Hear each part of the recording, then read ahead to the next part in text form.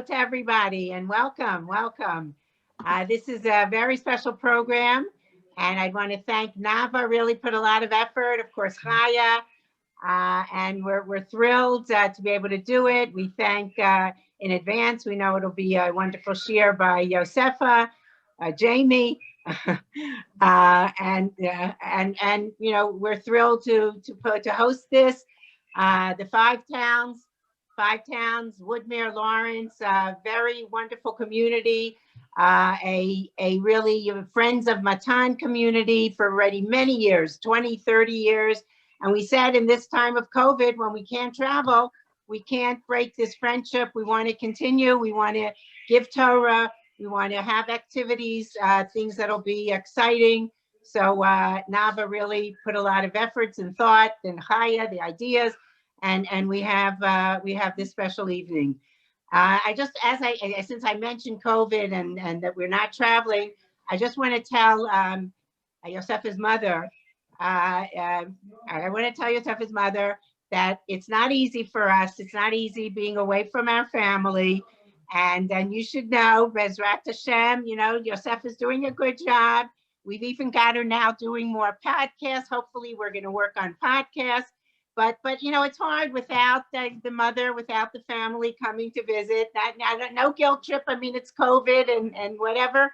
But we, you know, we're keeping up. We're keeping strong, and we're so glad. We're so glad that you're here. That's why we're doing this whole evening. No, I'm kidding.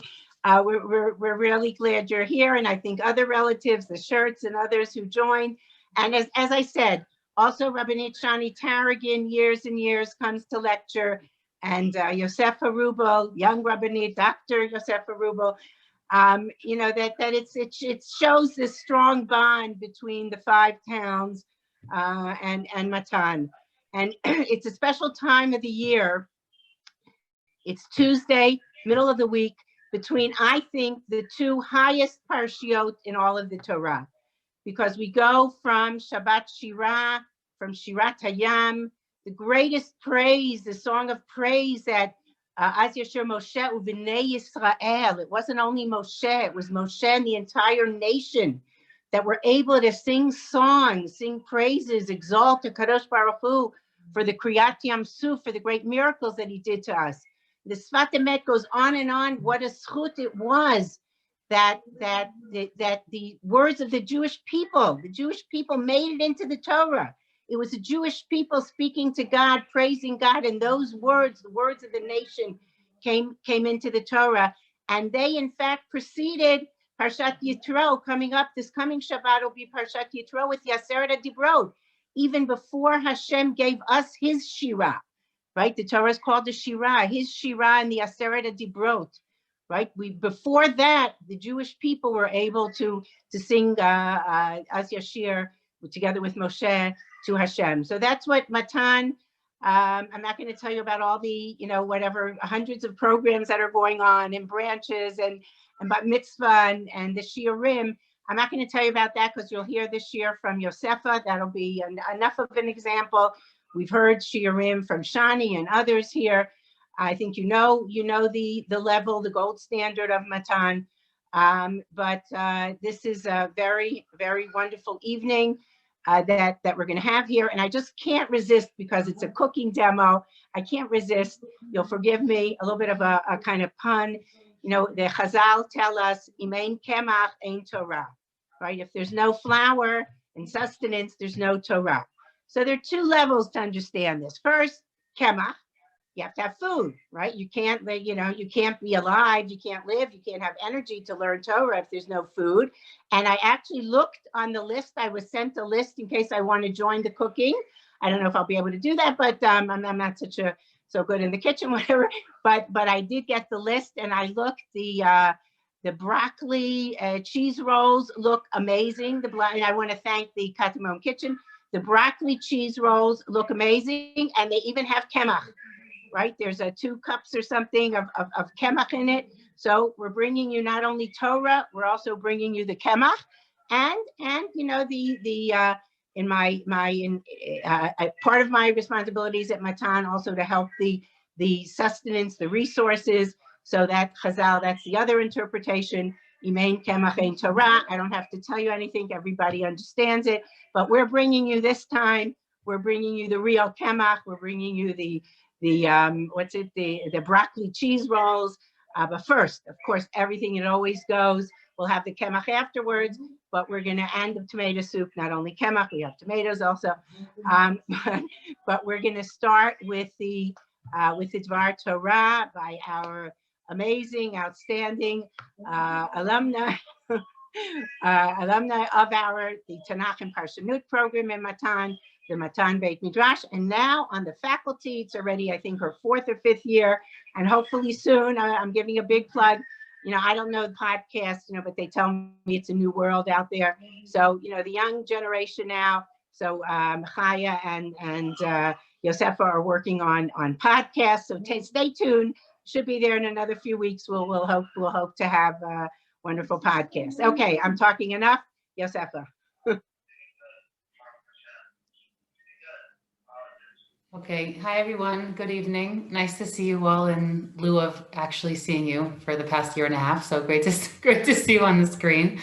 I'm going to share a small little PowerPoint. So hold on one second.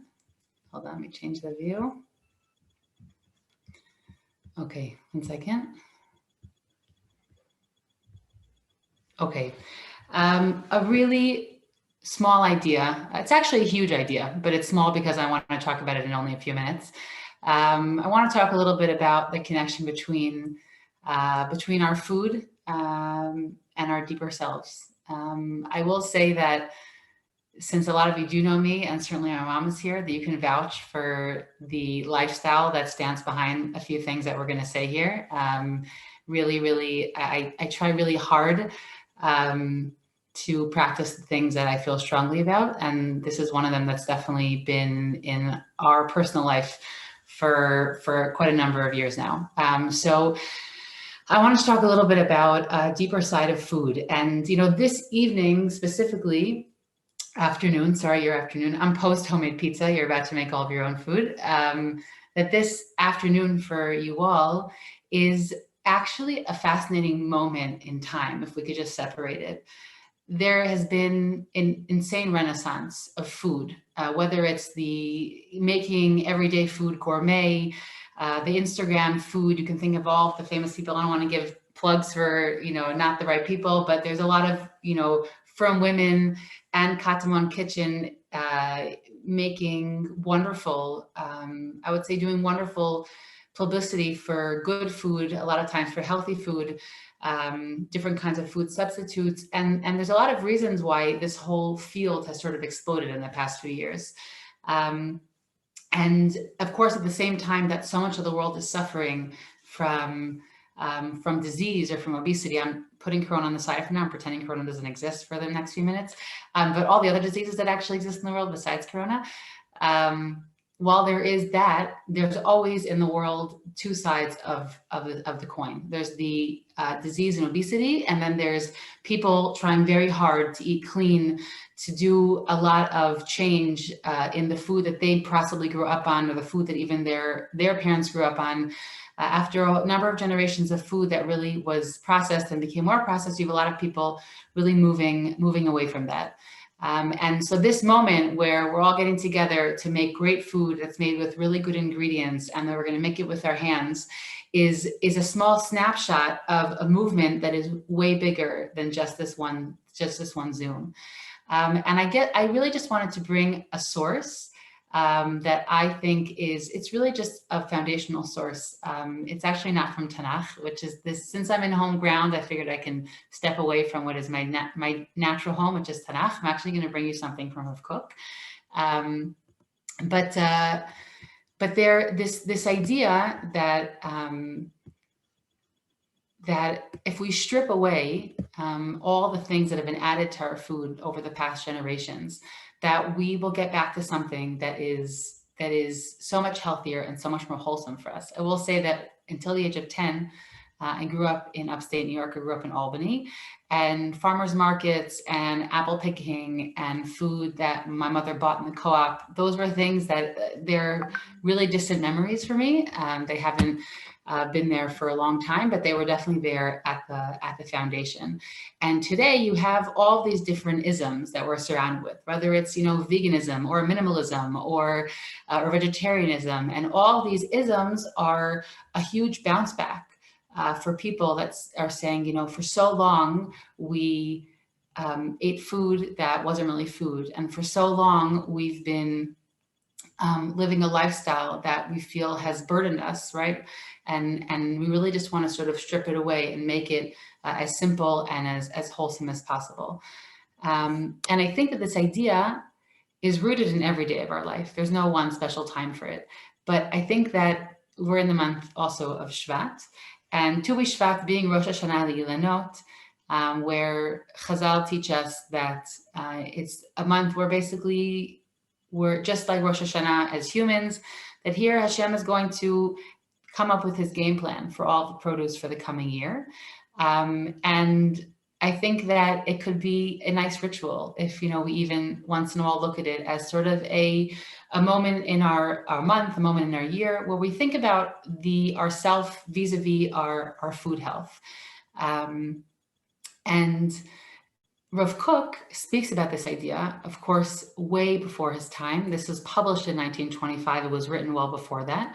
And the first piece that Rav Kook writes about Bichlal in Orot HaTshuva is what he calls Tshuva Tiv'it, okay? And he puts it at the first level of 3 levels of tshuva. And he says, before you get to anything that has to do with faith, that has to do with spirituality, that has to do with your deeper intellect, he said it first has to start with one's body.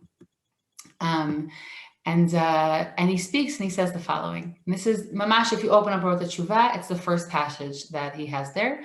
בתשובה טבעית יש 2 חלקים, תשובה טבעית גופנית ותשובה טבעית נפשית. Okay, he says that when you talk about natural tshuva, there's 2 aspects to it. One is this physical natural tshuva, and one is a deeper natural tshuva. We're going to just talk about the gufanit for right now.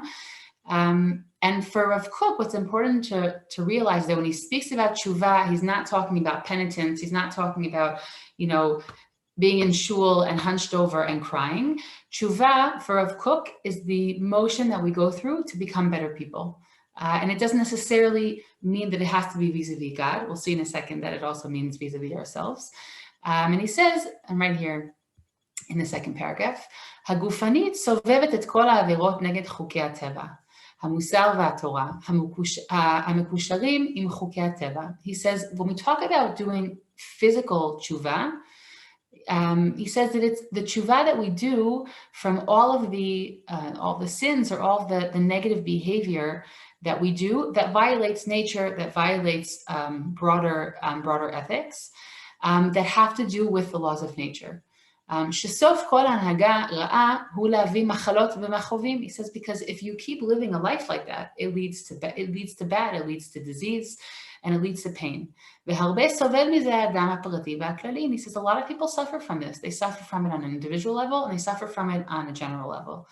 ואחרי הבירור שמתברר אצלו הדבר, and after someone goes through a process and they try and figure out what it is physically that they're doing that isn't healthy for them, שהוא בעצמו בהנהגתו הרעה, השם הוא בכל אותו דלדול החיים שבא לו, and when he realizes all the things that he's doing physically to his body that are diluting his general well-being and health, הרי הוא שם לב לתקן את המצב, then he realizes that he needs to fix it. לשוב לחוקי החיים, to go back to living, I would say, a full life of vitality, לשמור את חוקי הטבע, המוסר והתורה, למען ישוב ויחיה וישובו אליו החיים בכל רעננותם. He says that when someone does this and they go back and they realize what it is that they're eating wrong, again, I'm going to put in even a small example, if they're using a lot of plastic or doing things that simply are leading a lifestyle that is wasteful, that violates nature, that when you go back and you fix these things, it brings a certain freshness and a certain vitality back to your life. And then Rav Kook says, again in the 20s, probably before that, he goes, "Hameditatzia, right? Meditation, oseket b'zeh omnam harbe." He says meditation really delves into this issue. אבל לא נשתכללה כפי הנראה עדיין לגמרי, עבודה גדולה זו. He says, but not enough, they haven't really finished this work. And he says they really haven't found a solution. And I'm just in the last bold on this slide. עד כמה שיש בגבולות החיים להחזיר לאדם את כל האבוד ממנו מצד החטאים מהרסי הגוף וכוחותיו.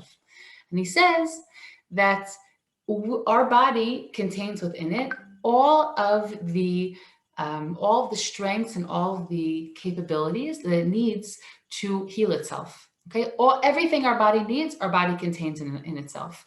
But it's a matter of stripping away the things that we put in it, the things we surround ourselves, possibly the things that we wash it with, all of those things that diminish and that dwindle away at our health slowly over time. Now, Rav Kook, like on so many things, really wrote well before this became a really international sensation.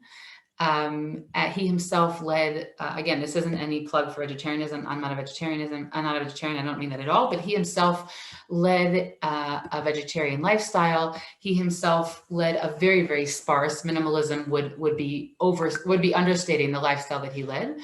And he speaks about this, I think, really movingly as a kind of tshuva. You know, and we can speak about it in whatever language suits us. But there's work to be done. There's work to be done when it comes, and I think even now, and I will go back to Corona for a second, that we're all struggling with how to live our lives in a way that we feel maintains the most normalcy that we can, even when it's so not normal. And I know that while I'm home a lot, so I'm eating more, but I do know that because I'm home, I have the ability to actually put effort into the food I make. That is, if I'm not going crazy with all my children around me, but we could put a lot more food, a lot of effort into the food we make because we're home, because we have the ability to, there was a great video that went around last year about, the people who are the bakers, right? All of a sudden, I know my mom, hi mom, shout out. She was always a baker, but like every day she sent us muffins, by the way, from the Katamon Kitchen, well before this whole thing came about. My mom was sending me, she kept saying, Katamon Kitchen, Katamon Kitchen.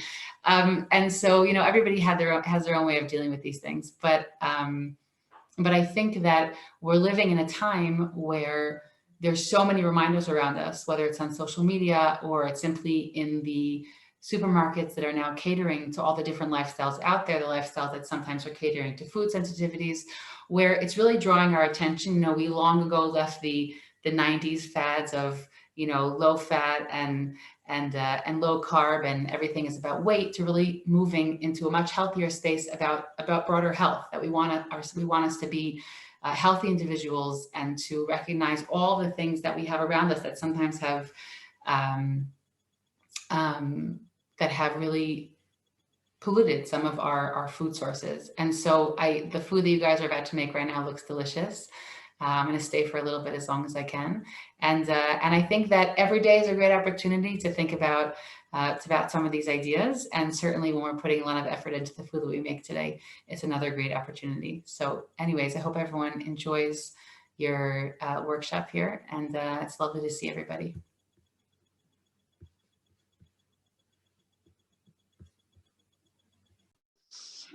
Thanks, Yosefa. Okay, now we're gonna continue with Ahuva from the Katamon Kitchen. We're so excited to have you and can't wait to cook a delicious lunch or dinner, whatever country you're in, together. All right, I just wanted to make sure, am I unmuted? I am. Okay, great. Hi, everyone. Just wait 1 second. Sorry. Okay. So hi, I'm Ahuva from the Katamon Kitchen. I'm going to get into a little bit about who I am in a moment. But before I start talking about that, I just want to get our yeast going, because that takes a little bit. So we're just going to jump right in, and then we'll backtrack. All right. So in my bowl over here, I just want to make sure you guys can see everything. If you have any questions, by the way, throughout, you can put them in the chat. If they pop up on my screen, I'll try to answer them. If not, Nava is going to chime in every once in a while and ask a question. So the first things first, we're going to get our yeast going. So in my bowl over here, I'm going to be putting in a tablespoon of active dry yeast, and a tablespoon of sugar. I'm going to explain why in a moment. And then over here, I have a cup of lukewarm water. I know people sometimes get confused by the term lukewarm. It's like not pleasant to drink and not pleasant to bathe in. Like unless you're one of those people that likes drinking warm water and taking like cold baths, then maybe. But that's the temperature you're going for. Just going to add that in there. And I'm just going to mix that. And we're going to set that aside. And now we'll chat for a moment. Okay, so my name is Ahuva Schwartz. I'm originally from Muncie, New York, and I don't know if anyone on here is from Muncie. I know many people are from the 5 towns. I know a few of you on here I've actually cooked for in Israel, which is really awesome, and I hope to see you back in Israel soon. I made Aliyah, over 8 years ago. Yeah, 8.5 years ago, which is pretty crazy. And I live in the Katamon neighborhood of Jerusalem. And I have a catering business called the Katamon Kitchen, where I cook for Shabbat, Chagim, something called Dinner in a Bag, which is really great for new parents, your friends moved, your children that are in seminary yeshiva, anything like that. And then Shabbat to go, which is a full Shabbos that you can order for a loved one in Israel, which is really awesome. And then as Yosefa mentioned, on Mondays, I do muffins. Every Monday, Muffin Monday, I share a muffin, and every Sunday, I share a soup Sunday. A little alliteration. And today is Torah Tuesday, so it's perfect that we're doing this on Tuesday. It's Torah Tuesday. And as Rabbanit Bina said, I thought of that, why we're doing this recipe. There is kemach in this. That's what I got that with Matan. So we're going to be doing some flour. So now let's get into it. The reason what we're doing is called proofing the yeast. You want to make sure your yeast is alive. Back in the day, yeast sometimes, it's a living thing. It didn't have a really long shelf life, and it wouldn't be alive, and you would do all this work, and your bread wouldn't rise, and it would be really annoying that you did all that work, all that kneading, which we'll talk about, and your yeast is dead. So what we do is we put the yeast into a comfortable environment. As I said, like the water is pleasant, and we give it some sugar to feed off of, and that way we know our yeast is alive. Actually, my yeast is already starting to bubble. You want to, technically speaking, if you go through your yeast pretty quickly and you're buying from like a reliable supermarket, your yeast should be alive. You technically most probably don't have to do this these days, but it's better safe than sorry. It doesn't take that long, and that way you know your yeast is alive and you won't have an issue later on in the bread making process. Okay, so yeast is gonna bubble for a couple of minutes just to make sure we're really there. I wanna make sure everyone's yeast is alive. And then we're gonna get going on everything else. In the meantime, you should preheat your oven to 375 degrees Fahrenheit, 190 degrees Celsius. Okay, so I'm just gonna turn my oven on now. All right, so 375 Fahrenheit, 190 Celsius, sorry, one moment. There we go, okay, my oven is on. And while that keeps going, we're also gonna make I know we're jumping a little bit around over here, but you just have to do a few things while the yeast bubbles. We're also gonna be making our herb butter. That's gonna go on the top of these buns. Guys, these buns are like decadent. It's a weird word to use for something savory, but these buns are like, oh, they're amazing. There's cheese and there's butter on top. If you don't wanna do butter, you could do olive oil. So I have over here some melted butter. If you wanna melt your butter, you could pop that in the microwave. Just keep an eye on it because like I had, that's what happened actually during Yosefa Shiur, the microwave. Sometimes it pops in the microwave, so just keep an eye on it, or you can melt some in a pan. So I have my butter, and I'm gonna be adding some dried herbs. If you wanted to use fresh herbs, you'd need a lot more. Dried herbs and spices are a lot more concentrated in flavor than fresh herbs. So let's say in a recipe, it calls for a tablespoon of fresh parsley. You would need only a teaspoon of dried parsley. By the way, 3 teaspoons is a tablespoon. So I'm gonna be adding like a pinch of, it's not really even a measurement here, but like a quarter teaspoon, a half a teaspoon of dried parsley and dried oregano. Sorry, dried basil. Dried oregano would be great too, a little bit of thyme. If you're a rosemary person, I am not. I'm definitely not a rosemary person. I think it tastes like pine cones. Sorry. So I'm just gonna put that over here with a tiny pinch of salt. If you're using salted butter, then you don't need the salt. But I'm just gonna set that aside for later. And now we're gonna get back to our yeast. Okay, So what we're making over here, this is essentially a pizza dough. This is actually a really great pizza dough recipe. This recipe makes 2 like thin crust, medium to large pizzas, or like 6 cheese pretzels or 6 calzones. But we're going to be using this whole recipe because we're going to go a bit thicker on the rollout, and it's going to make about like 8 to 12 buns, depending how you cut them. So we're going to be getting on over here. So we have the yeast. Mine has bubbled. If yours hasn't bubbled yet, don't worry. I'm sure there are a few bubbles going on. And we're going to be adding, there's only a few ingredients in this. We got flour. You can use, I know this recipe definitely works with whole wheat flour. I do with that. People have told me it works with spelt. I personally have never worked with spelt, but I heard that this works with spelt. So give it a try. I hope it works for you, but I can't guarantee. I just heard from other people. Okay, so we have flour. As we said, ein kemach and ein Torah. So we have over here, we're going to go in with 2.5 cups of flour.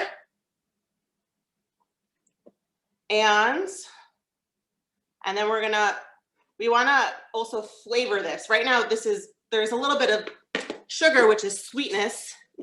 We need to add flavor and some fat, which comes in the form of olive oil. A great little tip in the kitchen, I like to put my olive oil in a squeeze bottle, just because I don't like the spout that the bottle comes in. And then you put a piece of paper towel secured with a rubber band, and it catches any drips, and you don't have like a slimy bottle. So I'm going to be adding to this. So we added 2.5 cups of flour. Now I'm going to add 2 tablespoons of olive oil and a teaspoon, but I'm just going to eyeball that, of salt. I would use, I know in America, there's all different types of salt and everything. I would use, for kosher salts, like diamond crystal salt, a teaspoon of that, that's fine. But if it's table salt, use a little bit less because it's smaller granules and you don't want to have such a concentrated salt flavor. Okay, so we have in here the proofed yeast, flour, sugar, the proofed yeast, the flour, salt, and oil. And now we're just going to go in with a spoon. And I'm just going to get everything combined. This dough comes together really quickly, and it rises pretty fast too, which is really awesome. That's why we're able to make it in this recipe. And while it rises, we're going to work on our soup. So this dough, you could make it, and what I like to do with it actually, since I said it makes 2 medium to large pizzas, depending how thin or thick you roll it. See how fast that came together? I like to actually section this off into pieces and freeze it. And then if I ever want to make pizza, I could just stick it I take one out the night before or the morning of and defrost in the fridge overnight. I'm going to actually switch to my hand because your hands are your best tool in the kitchen. Clean hands are the way to go. I'm going to add a touch more flour. When you're baking, making a dough, there are a lot of variables, including the weather. So if it's a bit dry in your kitchen, you might need a little less flour. If it's humid, you might need more. So I'm just going to go with a little bit more. You don't want to go with too much. I'm just going to knead this. And the important process of kneading the dough is to develop the gluten. The gluten protein in the dough, it gives it that chew. That's why bread is just like so craveable. It has that chew to it. And that happens when you're kneading it.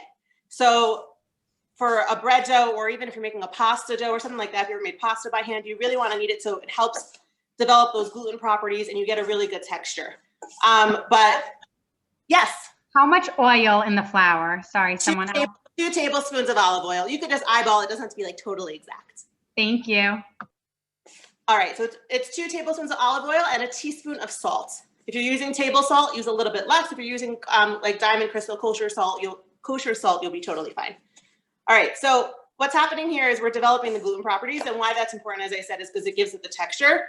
But let's say you're making a cake, or as I write every single Monday in my muffin recipes, you want to make sure not to overmix, because if you start overmixing that dough, that batter, you're going to have like really chewy cake or muffins, which you do not want. That does not sound appetizing. So, but in bread and pizza dough, you want that chew. So you see the dough came together really quickly, and you could see it's ready when it bounces back at you. You see that? Just bounces back. And now I'm just going to take a touch of oil. I'm just gonna get that all over so it doesn't stick to the bowl as it rises. I made this into a nice little ball. And I'm just gonna cover it with a towel. Sometimes in the winter, if I'm like really rushed and it's freezing in my kitchen, I turn on the oven to a really low temp while I'm making the dough, and then I turn it off and I stick my dough in there to rise. But my kitchen's kind of warm right now. So I'm just gonna put that off to the side. I'm just gonna quickly rinse off my hands. And we'll get back to it. Yeah. What if someone is using gluten-free flour? They want to know. I have never tried this with gluten-free flour. The issue with gluten-free flour, I know there's like all different mixed types of flours in there. They don't develop that gluten property the same way. I don't know if this recipe will work with gluten-free flour. I know there's really great one-to-one substitutes out there. Like I would say give it a try, but I really don't know. I've never tried it. I know there are great gluten-free flour recipes online. I used to be a private chef for a family that had a child who's celiac. So I used to look up a gluten-free flour pizza recipe all the time. There are great ones out there. I just don't know if this one works with it. Sorry about that. All right, so we're moving on. We're going to, so just get that out of the way. And, okay, moving on. Dough is rising over there. And now we're going to move on to the soup. But the first thing actually we're gonna do is we're gonna saute some onions. And we're gonna be sauteing a bunch of onions and 2 onions and a lot of garlic. And we're gonna take some of that out. We're gonna put it off to the side, and that's gonna go into our broccoli cheese buns to give it even more flavor. So first things first, I have a cutting board over here, but as you can see right now, this is moving around. That is not safe. So what you wanna do, grab a paper towel. In Israel, I don't have the Kirkland ones. They do sell Kirkland paper towels in Israel, but I have the Israeli paper towel. So I have 2 paper towels, and I'm just gonna dampen it slightly. All right, just lightly dampen it. And I'm going to place it under my board, and my board does not move. See that? It does not budge at all. That is safety first in the kitchen. Next thing about safety, I'm using an 8-inch chef's knife. If you're not comfortable with a large knife, that's okay. But if you are using a knife like this or a 6-inch, slightly smaller, the key is a safety thing in the kitchen is that you want your knife to be sharp. I know people are scared of sharp knives, but dull knives are what is dangerous in the kitchen. Because if you're cutting something and your knife is dull, it's going to miss whatever you're cutting and it's going to cut you. So you want to make sure your knife is sharp. A lot of knife sets come with this. This is a honing steel.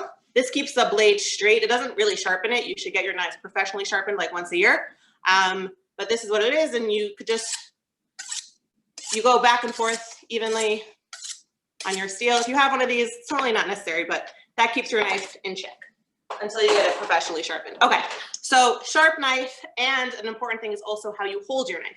So I have my blade, my handle over here and my blade. If anyone here ever played baseball or their kids played baseball, you might have heard the term like choke up on the bat, because if you hold it down here, you don't have control. But if you hold it a little farther up, you have a bit more control over the whole bat. It's the same idea with a knife. If you hold it down here, you got no control. But if you hold it, my thumb is going on one side, my index is going on the other side, I have so much control. You see that difference? Like you have much more control over your knife, and you are in control of what's happening on your cutting board. So that's my knife hand, and then my vegetable hand also has an important way to hold it. You don't want your fingers flat out. You want to always make your hands into a claw and tuck your fingers. And that way when you're, just going to tilt you guys down so you can see. That way, when whatever vegetable I'm holding, doesn't come down onto my fingers were out, it will come down onto my fingers. All right, you get that idea? So I'm going to show you how that works with the onion, but that's where we're at. Okay. So I have 2 onions. I know sometimes in America, the onions can be like massive. So I would say like 1 massive onion, but I have like 2 medium guys. I don't know what this is. If you have too much onion, you really can't have too much onion or garlic in this recipe. That is the base of flavor, so you're okay. Just gonna make sure you guys can see everything. Okay, so onion. in Israel, we have white onions and purple onions. I don't know what type it is, like Vidalia, sweet, white, any of those would work. A pale colored onion, I think you'll be fine. Okay, so I'm just going to, we have the root ends, you see little stringy guys, and the stem end. So what we want to do is we want to make this easier for ourselves to peel. I often see people like trying to peel an onion without doing anything to it all first. You want to give yourself somewhere to start from. So I'm just going to cut off the root end. And if you could see, I'm not actually cutting all the way over here. I'm not getting rid of a lot of onion. I'm keeping some of that intact, and I'll show you why in a moment. And I'm just cutting off this stem end. And now I have a flat surface to work on. If you ever needed to keep your onion whole, let's say you're making onion rings and you wanted to keep that shape, and you wanted to get the peel off easily, take your knife and you just run it down from top to bottom, from pole to pole, and that will give you a place to start peeling the onion. But we're gonna cut our onion in half to chop it, and that I'll show you how it gives you a place. So we have a flat surface, which is really important with safety in the kitchen, that you don't have anything wobbling around your board. If you can make your vegetable into a flat surface, that is best. That is the best. So like if you're cutting a carrot, like slice off a little bit so you don't have this thing wobbling around your board. So I'm just gonna slice this right in half. All right, 2 halves, I'm sure you've all seen that before. And now look, you have a place to start peeling your onion from. I see people just like try to peel an onion without cutting anything from it. It's just silly because you need that like little bit of area to peel off from. And now I'm just gonna put that to the side. I'm gonna peel the other one. And it helps if you have nails sometimes. If onions make you cry in the kitchen, I know they're all different, like old wives' tales and all these things to help with that. If you wear contact lenses, put them in when you're cooking. They make a world of a difference. You do not cry. One day at work, I work also in a restaurant, not at the moment, but I work at Crave. I'm sure a lot of you have heard of it. It's very big with the New Yorkers. I one time walked into the prep kitchen and like the guys in the back there prepping the onions were crying. I was like, why are you crying? Like these onions aren't strong. And then the next day I wore my glasses to work and I realized, wow, these onions are strong. So lenses make a huge difference. Okay, I just went on to onion number 2. I'm just gonna get them both peeled. Chick chop. All right, get rid of that peel. Okay, so if anyone has any questions, as I said, feel free to type them in the thing and Nava will ask. Okay, so we have our onion. I'm gonna go, remember that root ends that I kept slightly intact? I'm gonna place this flat on my board. And the dice that we're going for here, technically, I mean, actually not technically, we're not doing a real one. The term in French is called a Brunoise, which is the smallest dice. It's an 1/8 by an 1/8 of an inch. It's like very, very tiny. But we're not going for perfection over here because we're not in like the French Culinary Institute and it's really okay. And also we're pureeing the soup. So we just want things to be relatively the same size so they cook evenly, but they don't have to like look perfect. So you can practice your knife skills, but for this soup, it's totally unnecessary. So onion flat on your board. I'm just gonna take the palm of my hand, just gonna place it on top of my onion, and I'm gonna cut through, okay? So I'm placing my hand on top of, I'm just gonna cut, but I'm not cutting all the way through, I'm cutting like until that root end. I'm doing it twice, depending on the size of your onion. All right, so I have, see that? But it's not cut all the way through, that's keeping it intact. And then I'm gonna come with the claw. I'm going to hold, I'm coming now the other way. So I forgot math, like perpendicular, parallel, one of them. This was this way, now this way. Okay, so now I'm gonna go from pole to pole. I'm gonna keep my hand in a claw, all right? And I'm gonna make slits going down, all right? So I have slits going down this way and I have cut that way. And now I'm gonna keep my hands in a claw and I'm gonna go back. Now I'm gonna go perpendicular. That's the term I was looking for. I forgot math. Okay, now I'm gonna go perpendicular. Okay, so we cut before pole to pole and I'm gonna go back the other way, the claw, hold my hand in place. I'm sorry, I actually am a lefty, but I cut with my right hand. So I'm sorry if you can't, I'm gonna turn it this way so you can see, hopefully you can see. Okay, yeah, you can. Okay, so I'm just gonna cut. And you see how my thumb, my forefinger, my index finger are here. I'm just gonna go, and my left hand is clawed. And if I do ever come near my hand, just my knuckles, I maybe would graze it, but nothing would really happen there. Okay. Now when you get to the root end, just cut around it. as I said, we're not looking like for perfection here. And then that little snubby root end you could toss. Or if you're one of those people that saves like all your vegetable scraps to make a scrap vegetable stock, which is really awesome, that's a great place to put it. Okay, I'm just gonna go on to the next one. Ahuva. So yes. Okay, while you're cutting, if you can do it at the time, would you recommend making the dough in a mixer? You can. It just, you saw how quickly it comes together. Like, I don't see the point in like schlepping out your mixer. If your mixer's on your counter and you're fine with like washing the mixing bowl, washing the paddle and all that, the hook, then go for it. But you see how quickly it comes together. Like my sister-in-law, who I got this recipe from, makes this every Motzei Shabbos. The minute Shabbos, like in minutes. It's so easy to do. It's a very quick dough. All right, so once again, palm flat on the top there. 2 slits, depending on the size of your onion. 1 slit is fine too. Then come the other way, tuck your fingers, slit, slit, slit. Look. Okay, then come back the other way. I'm holding my claw, and there we go. And now I have a finely diced onion. Okay, and now I'm just gonna do the other 2 halves, the other onion, and almost there. In the meantime, I actually have my pot heating up over medium heat. And we're gonna add some oil to that. We'll get to that in a moment. Just finish cutting these onions. Last one over here. Don't worry, like it's okay if you're a little bit behind, it's really okay. Because the onions are gonna saute a little bit. Okay. All right, my onions are all cut up. Oh, I have like one little nubby guy. I'm just gonna get that. All right, my onions are all cut. My eyes are tear free because I'm wearing lenses, as I said. I actually have I have like swim goggles that I keep in my Fleishik drawer. That if I don't put my lenses in, I can whip them out. They help a lot, by the way. Swimming goggles. Okay, so pot. I have just like what is this? A 3-quart pot, 4-quart, 6-quart, whatever you want. But this is a 3-quart pot over medium heat. I'm just gonna put this, I'm gonna put in a tablespoon of olive oil. If you are gonna be adding heavy cream to this soup later, which I highly recommend you do, but it's fine if you don't.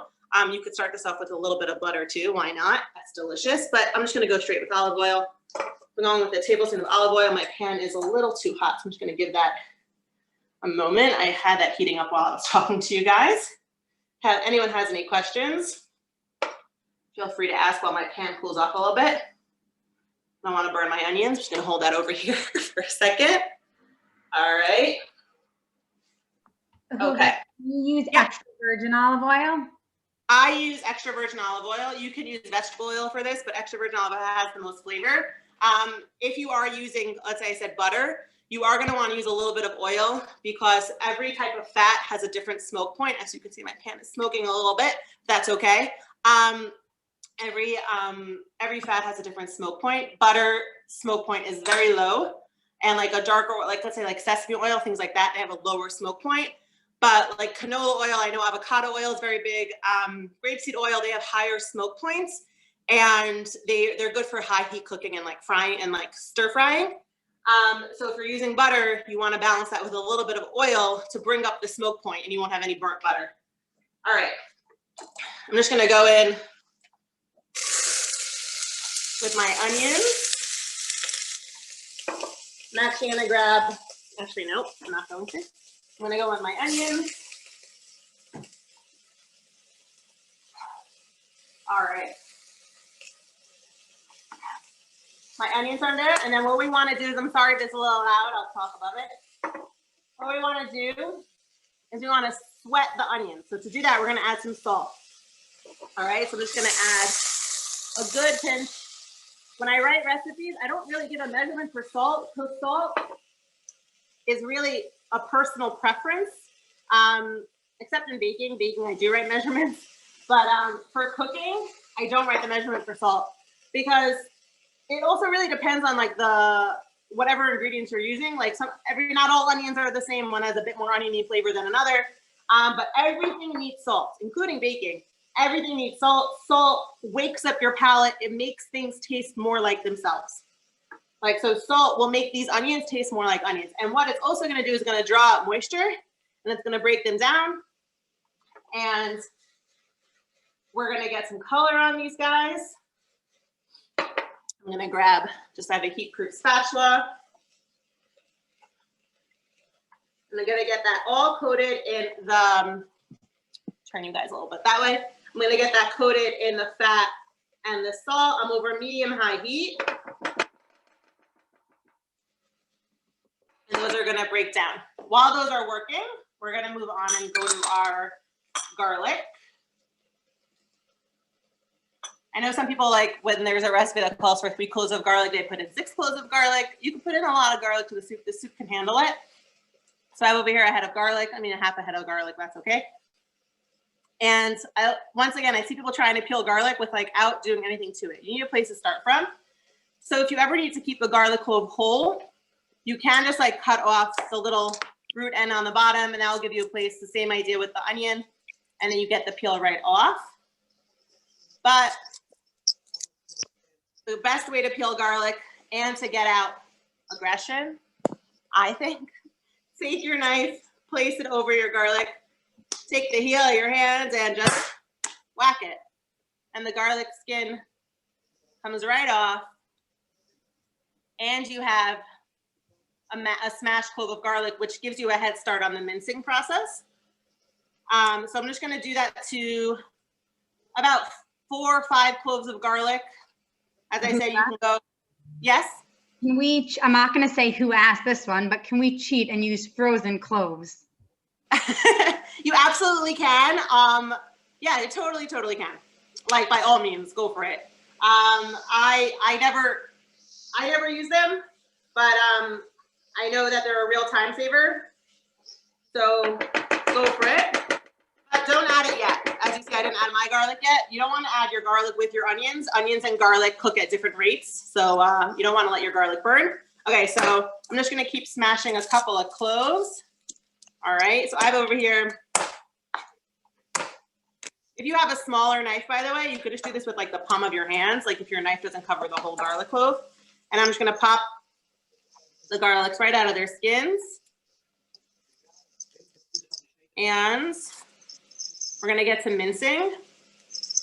There are technically, as I mentioned, the French Culinary Institute before, there's is a precise way to mince garlic, but we're just gonna go to town on it. We're just going to go with a rocking motion. I'm gonna kind of tuck my fingers that I mentioned before, thumb on one side, index finger on the other side to have control.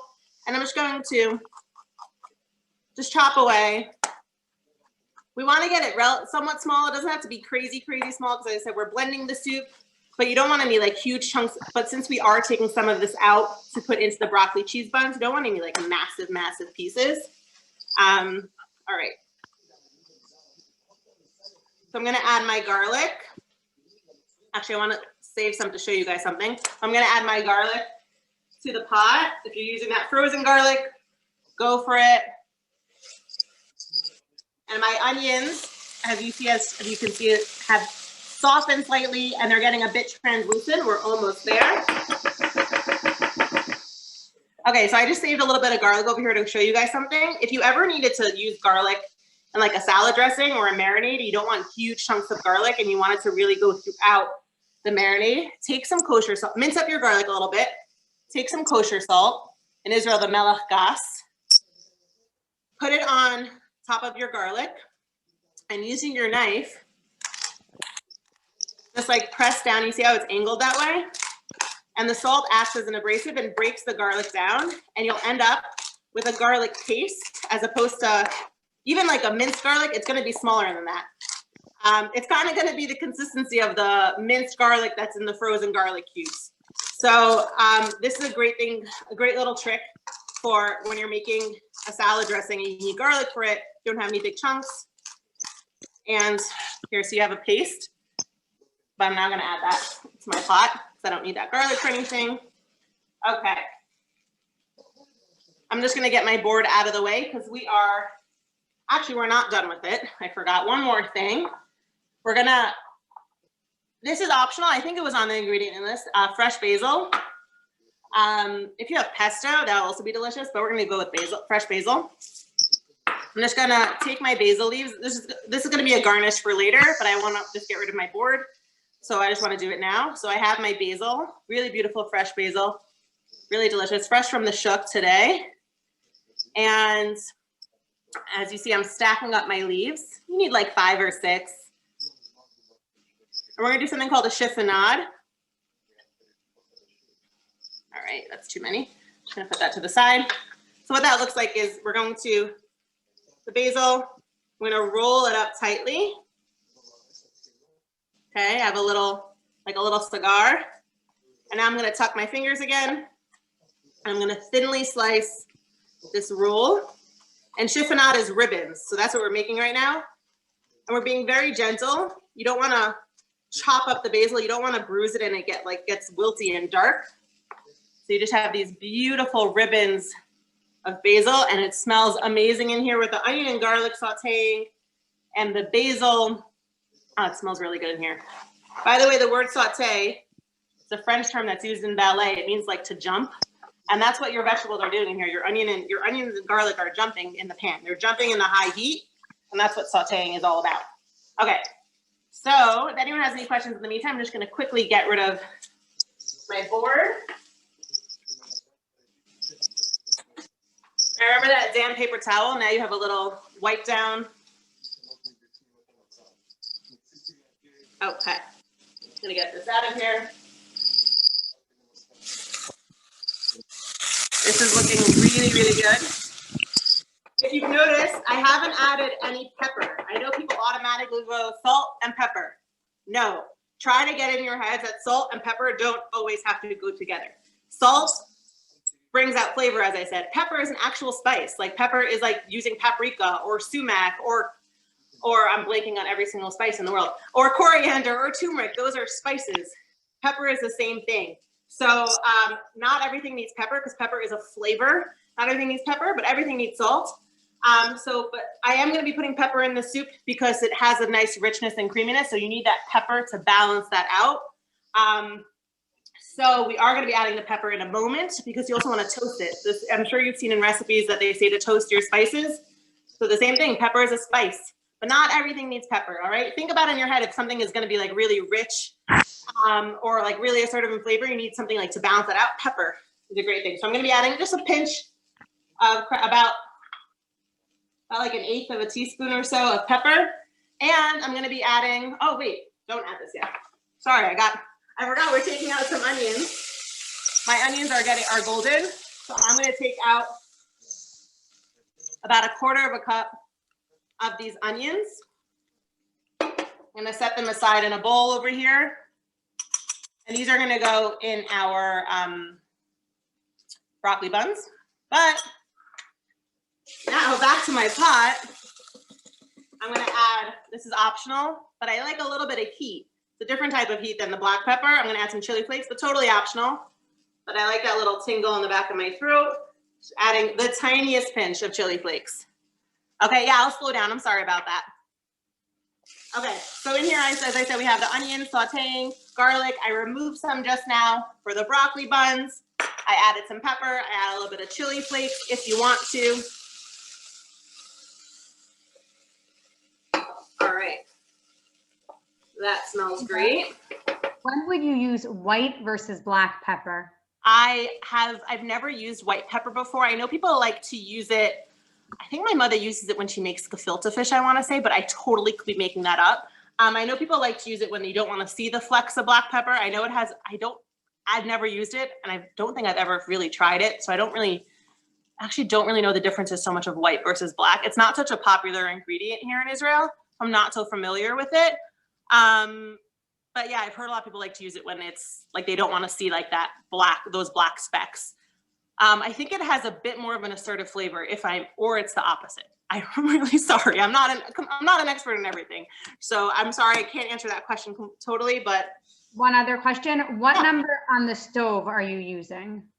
Oh, this is like an electric burner and I don't have numbers on my stove, even on my regular stove, but on my gas stove, I don't have numbers. Like when I fry schnitzel, I know what angle my knob has to be at. This is on number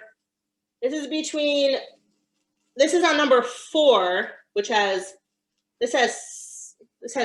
5.5 knobs, and it's on number 4 on this electric burner. I hope that helps. I don't know if that was really clear, but that's what this is. I don't have numbers. It's on medium-high heat. It just, you have to, every stove is different. The same thing as every oven is different. So that's why sometimes when you bake, not everything is like, works out for you exactly. Okay. Onion and garlic. We're going to go back to this. Onion and garlic. Mine are really nice and golden. Look at that over there. Really great flavor. And now we're going to add crushed tomatoes. You can use diced tomatoes. You can use, if you have like whole tomatoes, that's fine. You're just going to have to zhuzh it a bit more. This is an 800-gram can, which is 28 ounce can, one of those big guys, or 2 smaller ones. Going to pop the lid off of this. Just gonna add that. And we're gonna be adding 4 cups of water total. So what you want to do is to get every last bit out. I'm gonna take some of my water and swish that around in the can. And then I'm going to add just the rest of my water. Okay. And I'm going to go actually with another pinch of salt. I'm going to bring this up to a boil. And that's going to cook. What you want to do though is you want to make sure that you're not losing anything that's stuck to the bottom of the pot, because that is flavor. I'm just going to take my spoon and just make sure I'm getting every last bit. And put that off to the side. And also it kind of cleans your pot at the same time. You don't have to scrub anything. It's all released right now.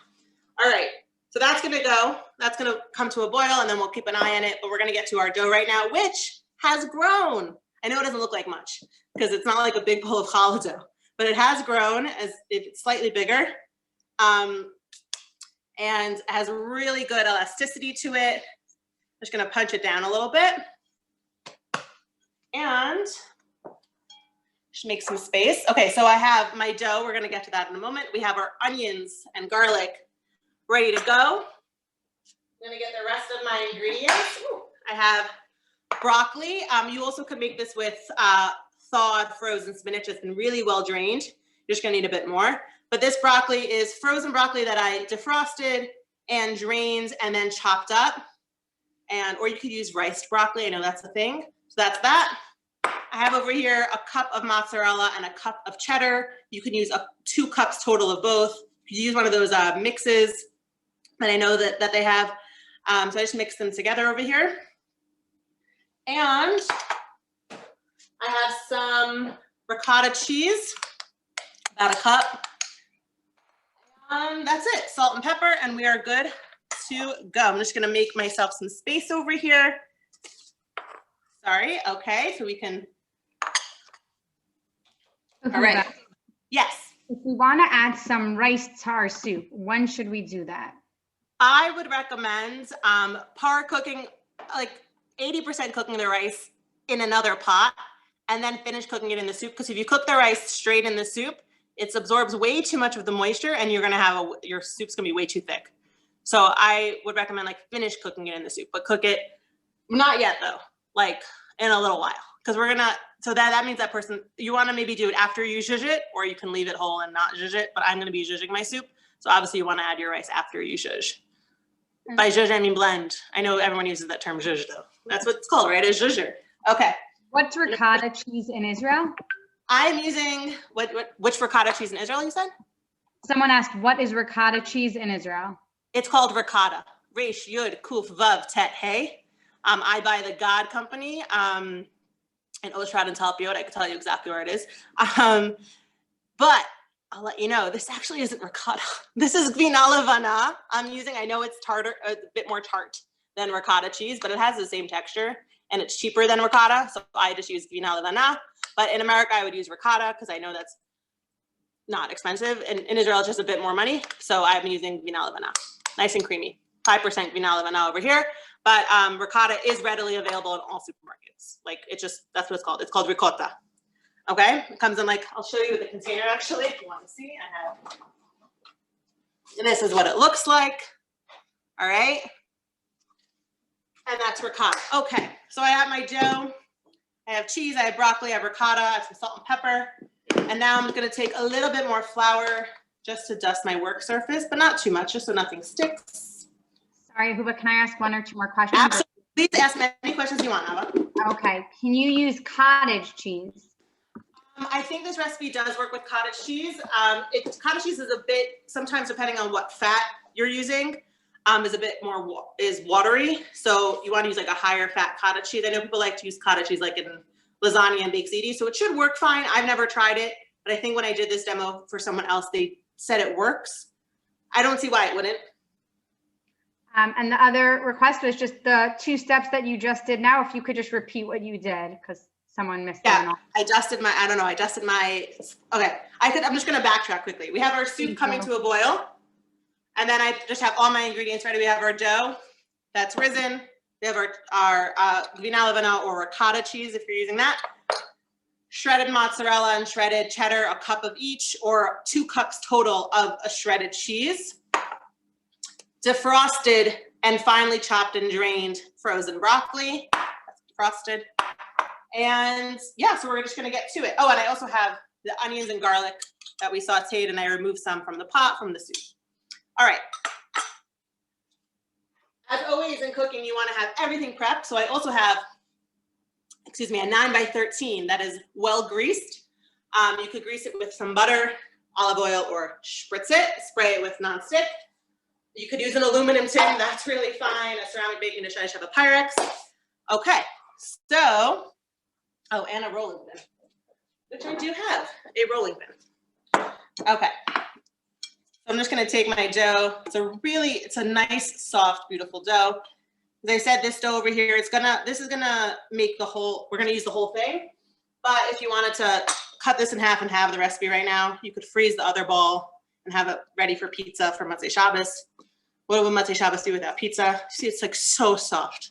I love working with dough. I think it's so relaxing. I'm just gonna coat my dough slightly in flour, just so it's not sticking to anything.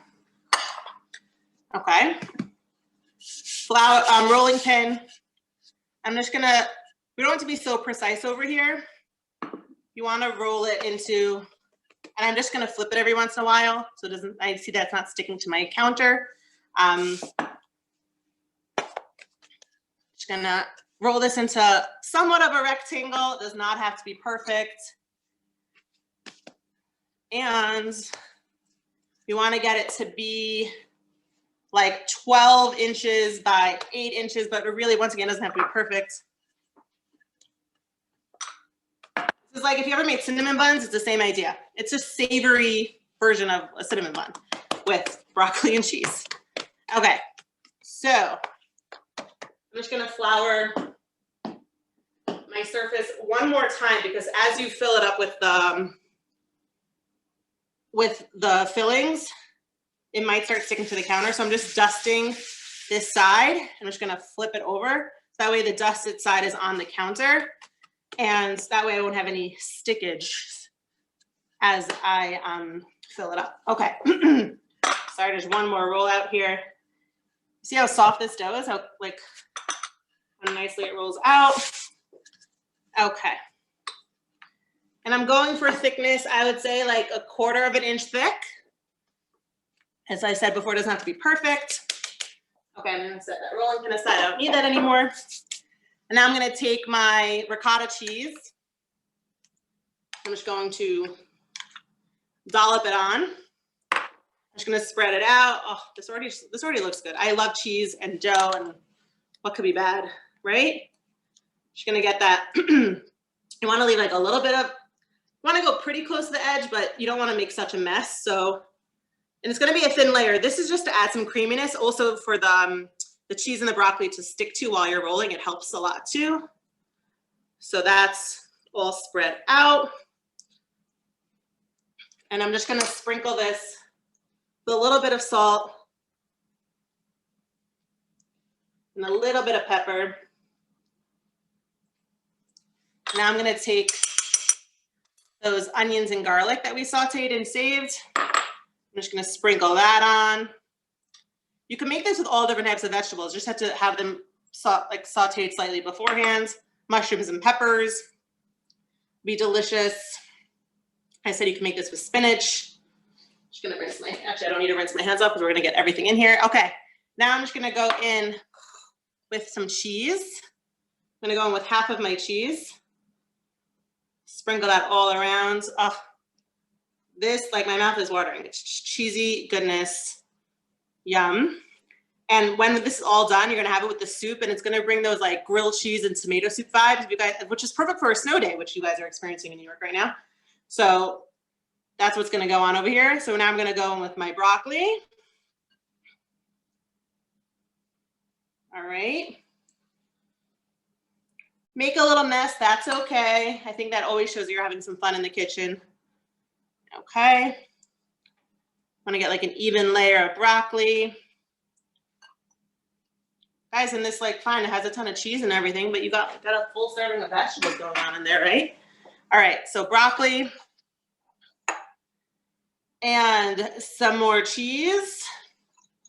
Gonna finish that up. I'm just gonna rinse off my hands a little bit. All right. Just gonna get this out of the way so we can roll. Bring my baking dish that's sprayed over to me. All right, so I have everything laid out over here. I'm just gonna tilt this down so you guys can see the whole process.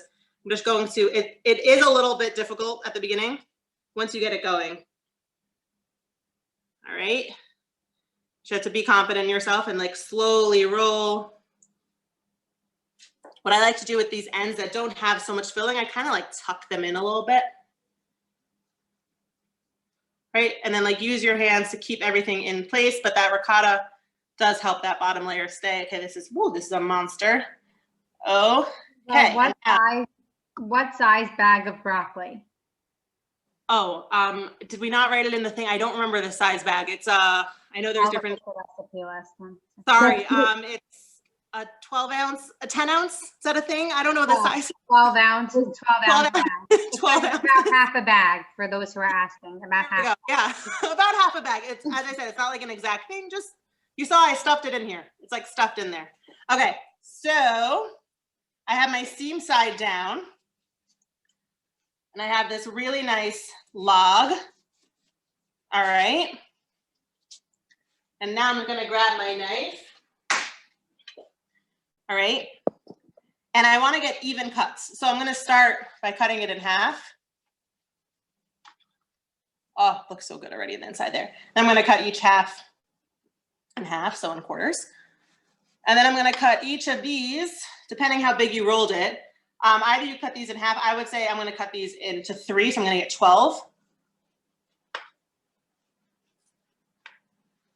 Okay.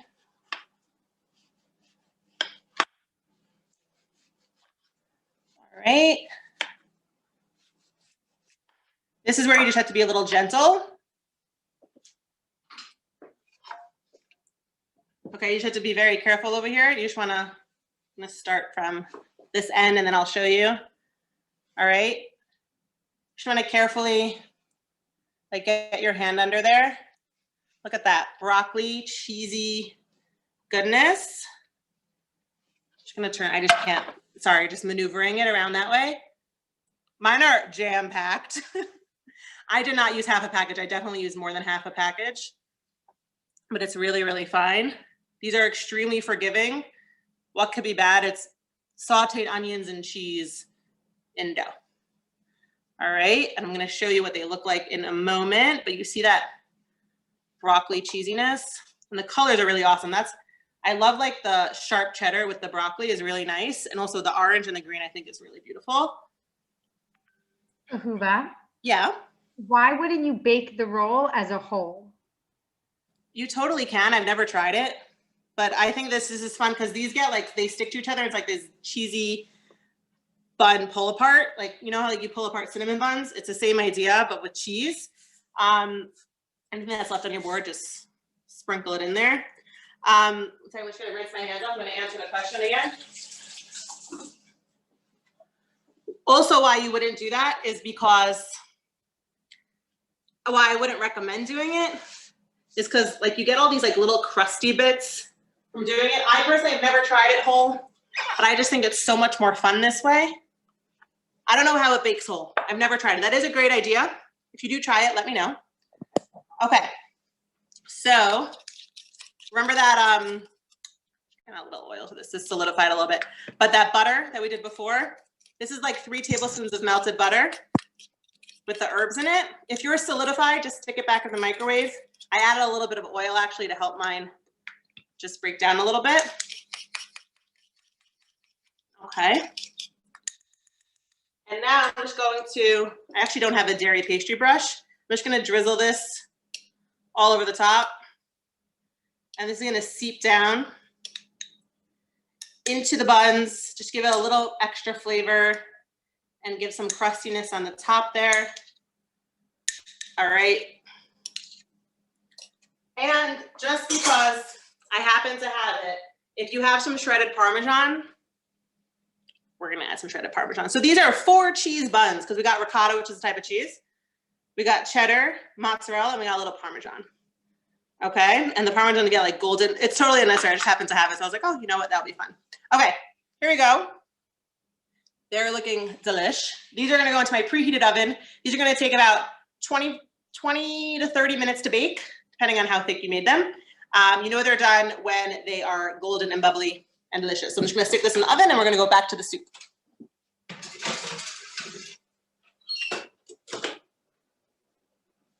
All right, so soup. My soup is bubbling away. And now I'm going to take it off the heat. And I'm going to grab my Shiur, immersion blender, stick blender. If you need to make this in a, if you want to blend it in a stand blender, a regular stand blender, that's fine. Just a safety first. Make sure to remove the plastic little piece in the top and place a kitchen towel over it to let the steam escape safely so you don't have an explosion in your kitchen of soup. But with an immersion blender, you don't have to worry about that. Also, if you're doing it in a stand blender, make sure to do it in batches. We're just going to, okay. Soup, Shiur, plug that in. I'm gonna blend this up.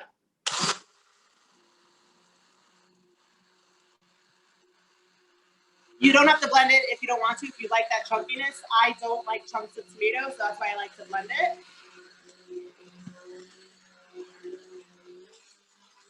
Okay, so at this point, this soup right now is parve, but I am gonna add some heavy cream. You don't have to.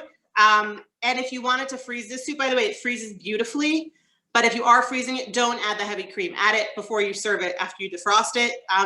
When it freezes, the cream splits when you defrost it, and it's just like not a pleasant texture and look of the soup. So if you were freezing the soup, don't add the cream. Add it later. But I'm gonna add cream, and it's gonna make the soup also this like really pretty paler red color. And then I'm just gonna taste it for seasoning.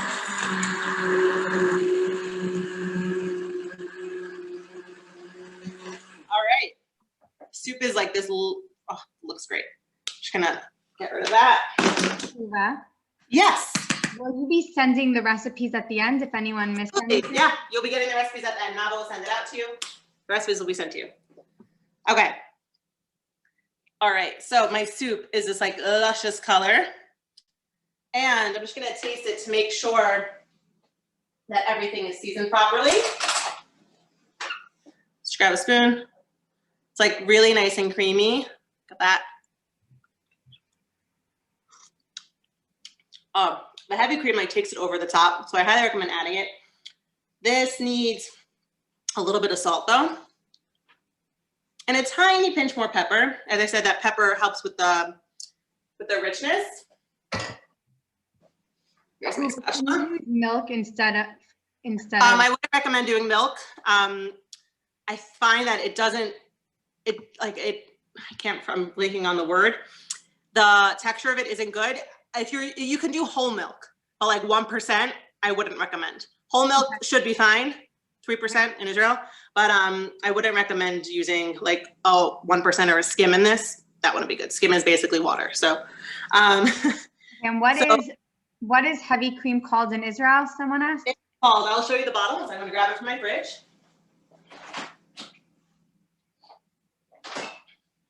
Oh, I actually grabbed Shamenet Mituka, but it's called like, it's just, this is the one I buy. It sometimes comes in like a cardboard carton. It's just called like Shamenet Le, I'm blanking. It's like for whipped cream. Do you know what I'm talking about now? I'm blanking on the Hebrew. I think it's Shamenet Le Bishul. Well, there's all different types. Honestly, the Shamenet Mituka is also totally fine because there's no actual sugar in it. The sweetness is coming from the milk. So it's really actually sweet. Okay, a few other questions. How much cream to put in? About a third of a cup. You can go anywhere from a quarter to a half, but so I go with a third. And is Rich's Whip the Parv equivalence? I've never added Rich's Whip to this, and I'm not such a fan of the texture of Rich's Whip. I find it gives you like this oily feeling in your mouth. I feel like it could work. I've never tried it because when I make the soup parv, I just don't put anything in it. I actually add a little bit, I add another tablespoon of olive oil at the very end and I blend that in and it like emulsifies into this with the soup and it makes this like creamier texture and it gives like a creamy mouthfeel. So if you're gonna go parv, I don't know about the Rich's Whip. Someone has told me that they put a little bit of coconut milk in it, but I find that coconut milk has a very strong flavor. So I don't know if that would be great. Soy milk? Someone asked. Soy milk is basically also basically water. Like any of those soy milk, almond milk, they're water. It's made with blending, the nut with water. So it's basically water. It's fine for like baking and your coffee, but it's not so great in here. What about putting basil in the soup? Somebody asked. Yeah, we're gonna be putting basil when we eat it. You also, if you wanted to, next time you make this, you can throw your basil stem, which has a ton of flavor. Herb stems have a ton of flavor. You can throw that into your soup as it's simmering. So you saw it doesn't take that long to cook as it's simmering and it will get some of that basil flavor. But we're just gonna sprinkle this on our soup at the end. I'm actually gonna grab a bowl.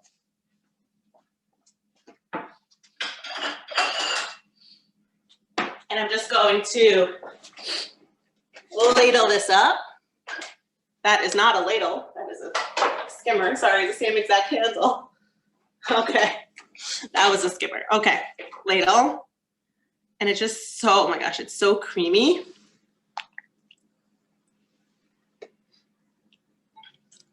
And I'm gonna put that off to the side.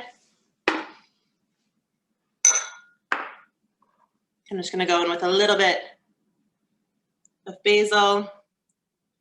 And I like to do, you can swirl in a little bit of heavy cream onto everyone's dish. I'm just gonna do a few drops of olive oil, tiniest pinch of black pepper, and because I have it out, some of that Parmesan cheese. And that is the soup. And your buns will be ready soon, and then you could have them together. You can leave the soup on the stove, keep it covered and warm, and have them together. But that is it.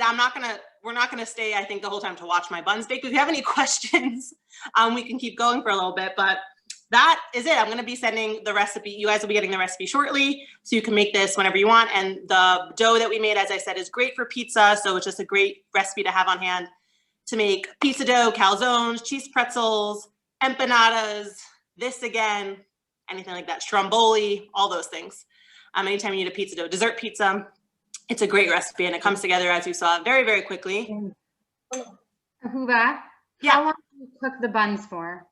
The bun's gonna cook for between 20 and 30 minutes. If you want to, you can raise your oven temp actually up to 400 Fahrenheit, 200 Celsius. I'm thinking 370. No, my recipe is written for 370. Sorry, I don't know why I said that. You can crank it up a little bit. Depends how thick you cut them, but it takes anywhere between 20 to 30 minutes until they're like golden and bubbly. And yeah, so just have to keep an eye on them check them at 20, see where you're at, and you should be good.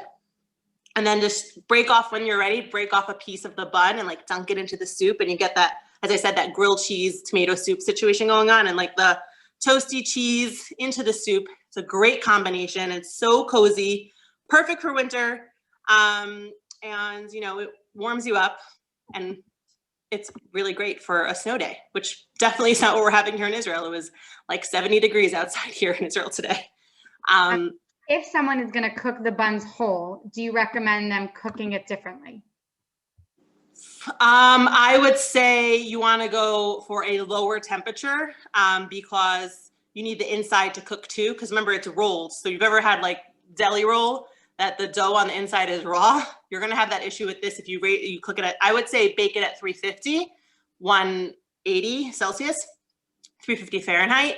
And it's going to, they're going to take longer to bake because it's one whole situation. Hi, Karen Raskis. And yeah, so that's to answer that question. I'm very curious, whoever is trying that, can you let me know? I've never tried it. So I can't vouch for it, but if you do try it, please message me and let me know how they came out. So I'm very curious. If you do change anything in the recipes, let me know. I'd love to hear how the substitutions worked for you.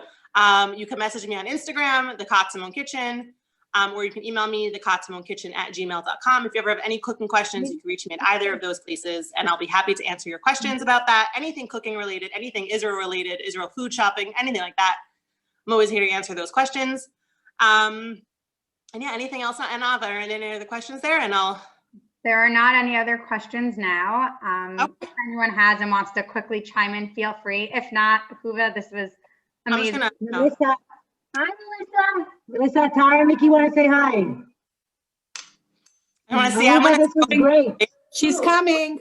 Melissa, We're gonna. If you have any questions about Matan, we're here to answer. Okay, Hi. I actually have a quick question. I was the one that asked about ricotta cheese in Israel because I know that I keep looking for farmer cheese. I have certain recipes here in New York that I want to make in Israel. Is there equivalent of farmer cheese? Farmer cheese, 100%. This actually, I covered this in a recipe I did for Hanukkah. I made dairy muffins. I made cheese muffins. I made it with farmer cheese, and I wanted to make my big thing. I was in America for Hanukkah. My big thing though is when that I live in Israel, I want to make sure that everyone in Israel can make the recipe and everyone out of Israel goes to make the recipe. It's very hard sometimes when you get a recipe from someone in Israel and they focus it to an American group. Like everyone can make it. So farmer cheese in Israel, it's from there's two different companies. Hold on, I'm blanking on the name. 1 second. There's Tara, you know this company. Right. Okay. They make something called tuftam. It's in a plastic. They sell it at Rami Levy, Supersol, Oshera. They sell it everywhere. It's like 9 shekel for a package. Is that at home, Melissa? No. So it comes in like a plastic package, and then it's wrapped inside in like a parchment paper. It's the same. I find it to be the same exact thing as farmer cheese. Like I make blintzes with it. I've made this muffin recipe with it. It works just like farmer cheese.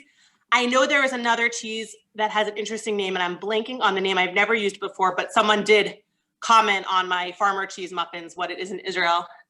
But tuftam you definitely could find everywhere. So that for sure can work. Okay, thanks a lot, because I was trying to between the Bulgarian and what's, whether Bulgarian it's has too way too salty much or salt. not, or the Yeah, texture. Bulgarian is way too much salt. Yeah. So, All right. okay, thanks so much. My pleasure. Yeah, if anyone has any like Israel related questions or anything like that, cooking questions in general, yeah, I'm just gonna eat my soup. It's really like just so comforting, and this is like, and as I said, it's perfect. You have lunchtime in America, it's dinner time here. I mean, it's a little late for dinner. No, it's not late. You could eat whatever. And that's it. I look forward to seeing, if you live in Israel, I look forward to seeing you around. If you're in the States, I look forward to seeing you in Israel very soon. I hope you all can come here soon. Hope so. Ahuva. Yeah. Hi, it's Malke Spector. Hi. This was great. This was so great. Guys, I'm a huge fan of Malke Spector. She's awesome. No, well, we're huge fans of yours, and I can't wait to go back and start ordering your food again. You know what? We're always looking for half and half. They don't make that in Israel, do they? No, not that I know of. I've never seen half and half. But My husband is so desperate that he Googled and he makes it on his own. I know when people we're make there, you but can I make your own figured I would half. ask It really you. is. It's just cream and milk. It's just half and half. Isn't that Right. what it is? So you technically can make your own. It's a big thing in like the Israeli food Facebook groups. It's a question that's asked a lot. I'm like 100% sure it doesn't exist here. And what about the whipping creams? Because sometimes you see them in the grocery store with the different pictures. So I'm assuming one Okay, is for so savory and there's- one is sweet. There's like Yeah, so this is, as I one said, with it's broccoli. so this, as I said, it says It's like a shemen and carton. mitzuka. but Some there's of no them look sugar like in this. it. They're smaller cartons and they have strawberries on it, or one has Yeah, so blue, that's right. Yeah, what Kai is holding up over there. yeah, yes. You just want to make Yes. sure you really could buy any of them. You just want to make sure in the ingredients that there's no sugar. Like this is just milk. That's all it is. It's just cream.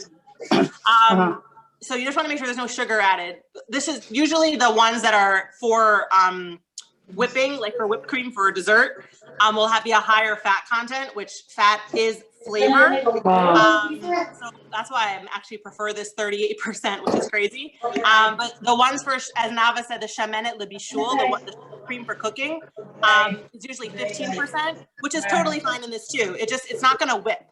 This will whip. Like you can make it. I use this one. I'm The sorry. Shamenet Lebishul, That's the one, 15%. One up. I don't know. That one. Yeah, that's perfect. It's exactly what it is. It's for cooking. And look, there's broccoli on it. It's meant to be. But if you